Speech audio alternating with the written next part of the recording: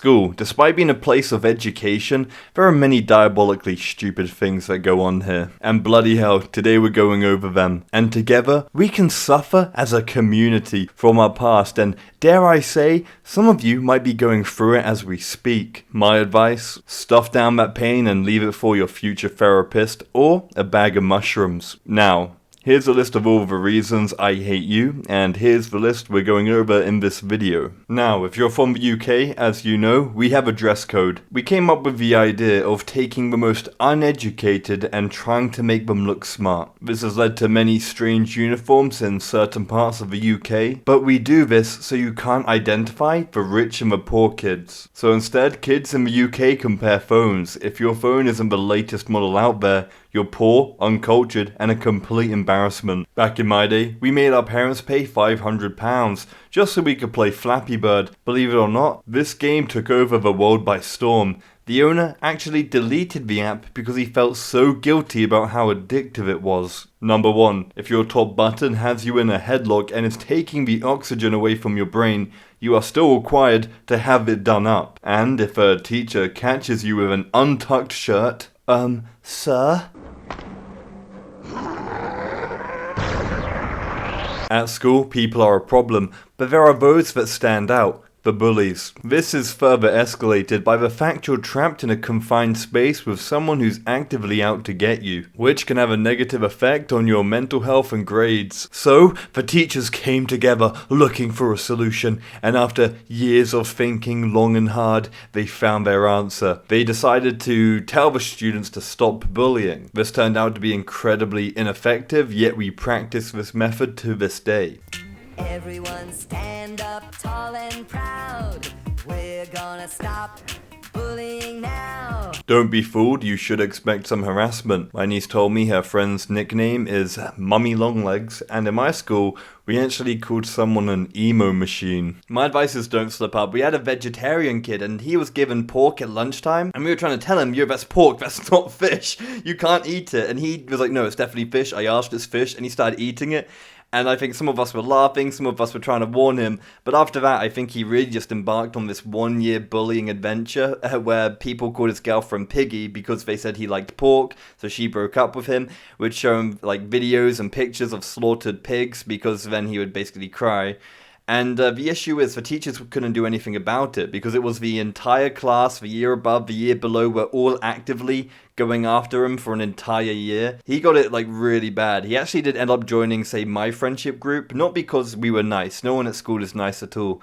But we were just like the lesser evil. Like we wouldn't bully him as much, essentially. We'd only ever bring it up if he angered us or annoyed us. Lessons have not changed for decades. As such, they are incredibly outdated. Each lesson has been perfectly crafted to bore you to death as a teacher regurgitates the same class on a yearly cycle. In short, you might have a passion for physics, but this fat boring slob will ensure you never find out. As he goes through his multiple pens to find out which one will work, then he goes, now, I'm not an artist, so this is an atom. Also, if you call him anything other than sir or doctor, which he will remind you, I didn't go to all this education to be a mister. I'm a doctor, but not a doctor, like an educated man kind of thing. It's a little stupid thing we do in this little educational system. Look, I have a recommendation. This isn't a popular take. Why not just play the best YouTube video covering the topic, which is usually funnier, quicker, and more engaging,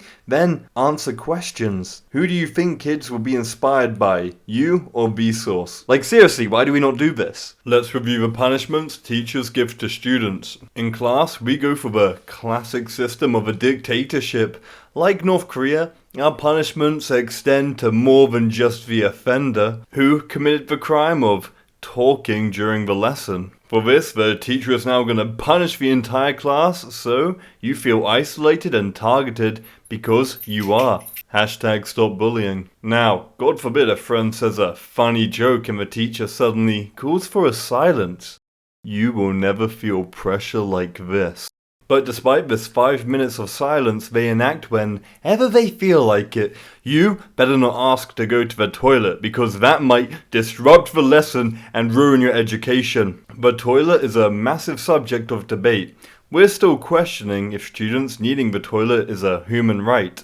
Well, at least they're not hitting people with rulers and, putting the dum-dum hat on them.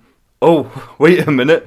This too is a matter of debate. At the end of class, a bell will go off. This bell, this sound, to students and teachers everywhere, is a mystical mystery. Some say it will dismiss you. Some say it's me who dismisses you. The next teacher will think it's when his lesson starts. Who really knows? But no matter what happens, it will always be you, the student's fault. Maybe in 100 years, when civilization inevitably collapses, an archaeologist will dig up this strange device and find the answers that we never could. I understand some of you might be teacher synthesizers. You are the teacher's pet and absolutely disgust me. You dickhead, you actual knob. Oh, teacher! Oh, the homework, I got it done. The homework is today, by the way. Now they're gone. I personally believe the worst teacher to be the sports teacher. They can be identified by their always in sports clothes and they're horrifically obese. Some will make you line up as two people pick their teams until there is just one unwanted kid left. They also teach one of the worst games known to mankind. This was a game from ancient times. As society developed, most of these ancient games that were boring died off. Sadly, there was a small community of losers that managed to hold on and insisted it was a worthwhile sport. Despite being objectively the worst game in the entire world, cricket is still a thing. In short, you stand in one spot for an entire hour and maybe once a game, the ball will come your way. If in your boredom you decide to talk, you will be yelled at. If you decide to take a standing nap, or like me, actually take a nap, you will be forced to run the cross-country course. Look, why can't people just vote for what they want to play or at least be given two options? For example, I enjoy rugby. I'm very good at rugby. But I can understand why the skinny kid would not want to play rugby. Look, cricket is just not a respected sport. Go tell a gal, oh, I'm a pro cricket player. Ah, you play a game no one enjoys and get paid 10k a year because no one watches it and you stand in the same spot for hours on end? Wow, you're so admirable. Really? God no, get out of here! Get out of here! Ugh. Oh, she's so nasty. The last stupid thing, exams. Personally, I did awful in my mock exams and was predicted a very bad grade. But I have a good memory. I just didn't revise and enjoyed having fun.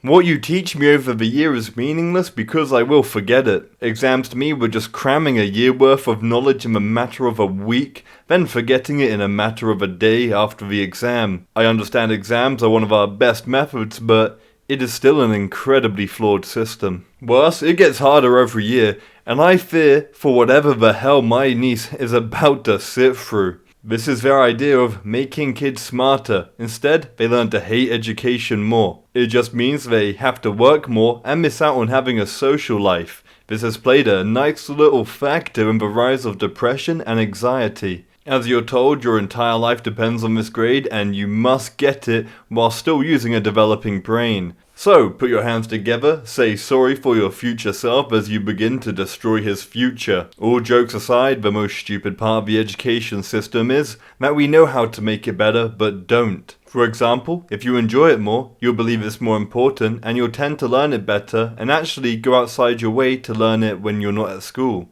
This has led to many funny moments in the classroom. If you would just get up and teach them instead of handing them a freaking packet, yo. There's kids in here who don't learn like that. Bye. They need to learn face to face. Bye. You're just getting mad because I'm pointing out the obvious and No, you're because too you're late. wasting my time. No, I'm not wasting your time. I'm telling you what you need to do. Get out. You want kids to come into your class, you want them to get excited come for to this, B1 you gotta come in here, you Bye. gotta make them excited. You want a kid to Yeah. change and start Right. doing better, you gotta touch his freaking heart. Can't expect a kid to change if all you do is just tell him. If you could give this video a like and the channel a subscribe, that'd be greatly appreciated. After years and years of education and after university, I told my mama I want to be a YouTuber, so I'm all in. What I love about it is, if it works out, it's a good idea, and if it doesn't work out, it's a bad idea. So, if I don't quit, then it's never a good idea or a bad idea. I'm just trapped, essentially. Hence, I cherish all my subscribers because, without you, will rip my life.